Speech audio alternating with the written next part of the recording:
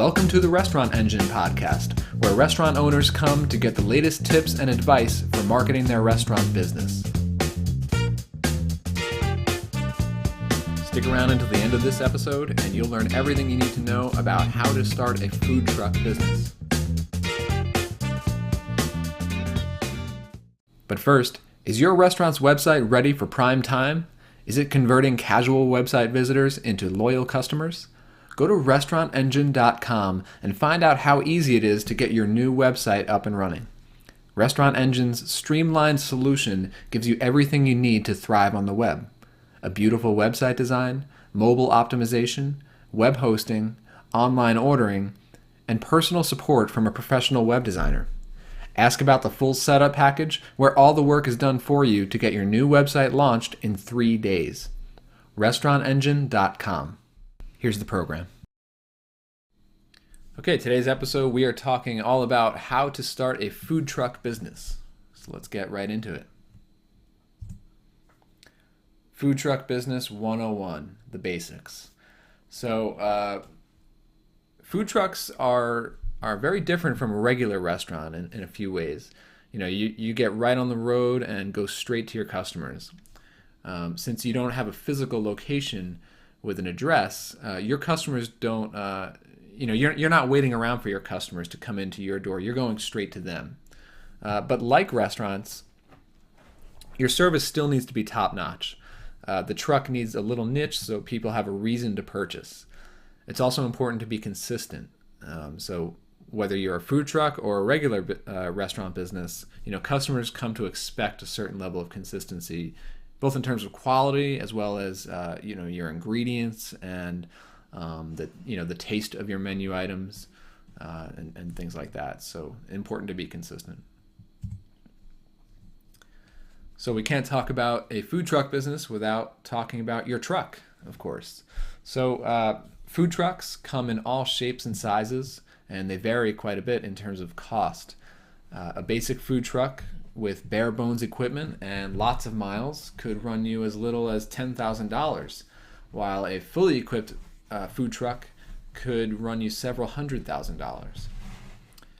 If you're looking to bootstrap the business, as we'll talk about a little bit more here in a moment, it's best to look for a used truck, likely finding one from another food truck business that maybe has decided to move up to the next level and they're getting a bigger, better truck.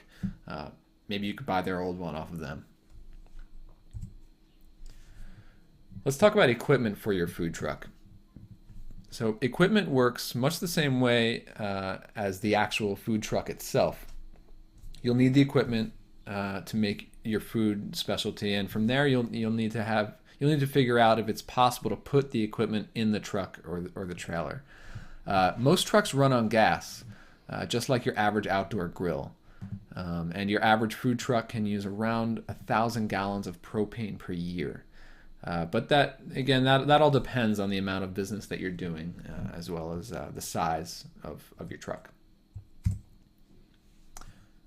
Licenses. So this is very important here. The next couple sections are very important. It's very important that you do your due diligence here.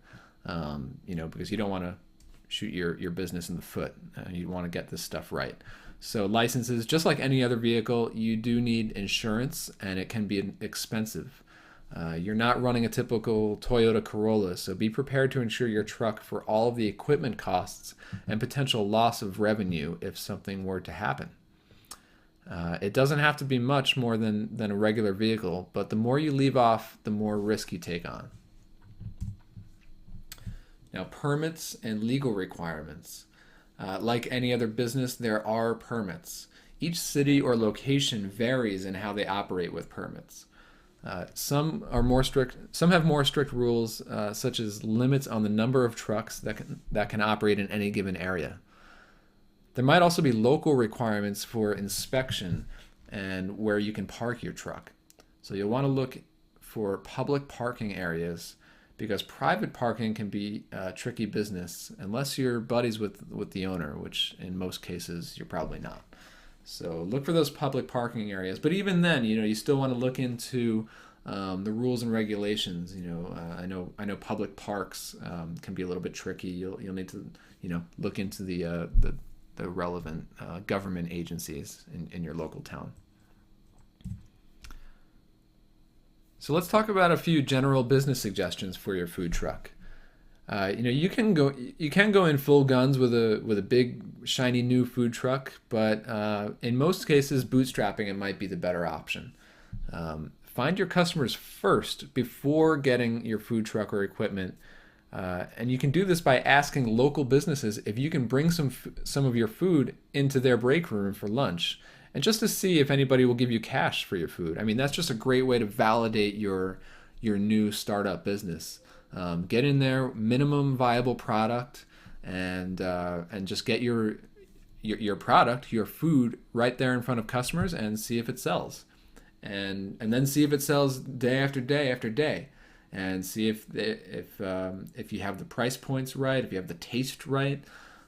Get all these things corrected before you make that big investment into a new truck and all the rest of it.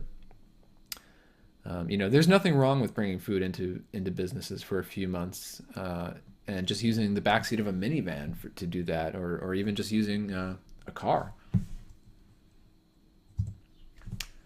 Okay, so here's a little bonus. We're going to talk about some website marketing tips for your food truck. So these tips are in regards to your web presence, which of course is very important for any business and especially important for food trucks. So we have a number of bullet points here. When people like your food and they like your service, they're going to want to tell their friends. So you want to make that very easy for them to do so. Right on your website, there needs to be an easy way to share your content and send it in an email to friends. Another tip here is to create an area where people can leave comments on your site. Getting feedback from customers is so important. It just tells you what's working, what's not working, what your customers are excited about. So you'll want to have a comment form on your website. You can do that through having a blog or even just a contact form. List your typical locations on the website so that people can find you. This is very, very important for food trucks because your location is different every single day. So a lot of your customers are going to go straight to your website first just to find out where you are today. So you need to have that information posted right there on your homepage of your website. Next, you're going to want to have a responsive website. As people looking for lunch or a quick meal, they're likely using their smartphones. And so by responsive website, we mean a mobile optimized website. And of course, responsive is the best way to go about doing that for a variety of reasons. And we have lots more information about responsive web design for restaurants and food trucks. And you can find all of that on the Restaurant Engine blog. But again, the key bullet point here to understand is how important having that mobile site for your food truck is, because you're mobile, your customers are mobile, they're out on the street, they have their smartphone or their iPad. Your website needs to work on those devices. Integrate social media into your website. So you're taking photos on Facebook, Instagram, using Twitter. All these services can be integrated into your website, and they should be. I know a lot of food trucks are using Twitter to kind of broadcast their current location or today's location. What you can do is embed your Twitter stream right on your website, right there on your homepage. So every single day, all you need to do is send out a tweet, this is where we are today, link it to a Google Map, and that information would be automatically posted right there on your website. So whether people are using Twitter, if they're following you on Twitter, or if they just go straight to your website, they're going to get that information. All you have to do was a quick tweet. So very easy. And you also want to capture email addresses on your site with a sign up email opt-in form. Great way to build up a mailing list and connect with your most loyal customers. The service that I recommend is MailChimp.com. Very easy to manage your subscriber list and send out those weekly or daily newsletters.